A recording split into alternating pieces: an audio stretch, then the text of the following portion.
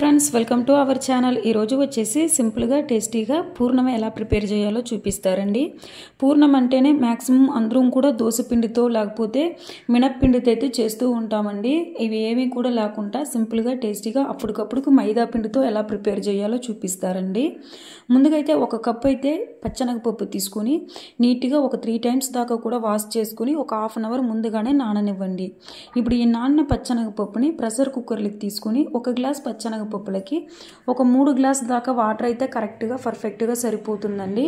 ఇప్పుడు ఒక 5 విసులు వచ్చేంత వరకు కూడా బాగా మెత్తగా బాయిల్ చేయండి। చూశారు కదండి, ఈ విధంగా మెత్తగా బాయిల్ అవ్వాలండి।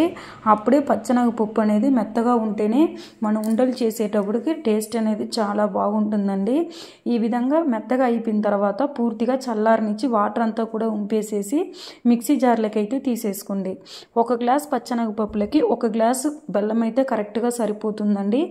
ఇప్పుడు ఒక 2 లేకపోతే 3 ఇలాచీ కూడా వేసుకొని ఈ విధంగా మెత్తగా ఫైనల్ పేస్ట్ అయితే చేసుకొని తీసేసుకొని ప్యాన్ లకి అయితే వేసేసుకోండి। ప్యాన్ లో వేసుకొని ఈ విధంగా లో ఫ్లేమ్ అయితే పెట్టుకొని పిండి అనేది బాగా థిక్నెస్ గా వచ్చేంత వరకు కూడా లో ఫ్లేమ్ లో పెట్టుకొని ఈ విధంగా కలుపుతూ ఉండండి।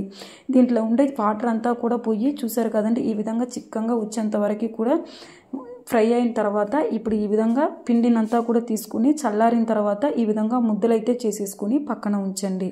మరీ చిన్నవి కాకుండా మరీ పెద్దవి కాకుండా ఈ విధంగా మీడియం సైజుగా ముద్దలైతే చేసి పక్కన పెట్టుకోండి।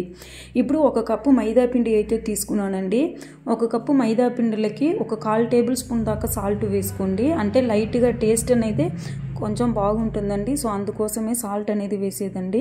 ఇప్పుడు కాస్త వంట సోడా కూడా వేసుకుని ఇదంతా కూడా బాగా కలిసేడుగా కలిపిన తర్వాత వాటర్ కూడా వేసుకుని బాగా ఇడ్లీ పిండి కండెన్సీకి వచ్చిన తర్వాత తీసి పక్కన ఉంచండి।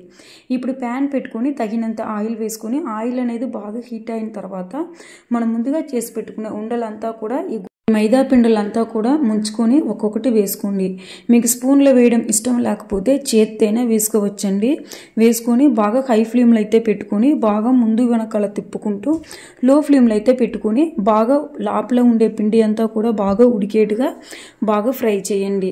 ఈ విధంగా ఫ్రై అయిన తర్వాత బాగా గోల్డెన్ బ్రౌనిష్ వచ్చిన తర్వాత ప్లేట్లు అయితే తీసుకుని సర్వ్ చేసుకోండి। టేస్ట్ అయితే చాలా బాగుంటుందండి।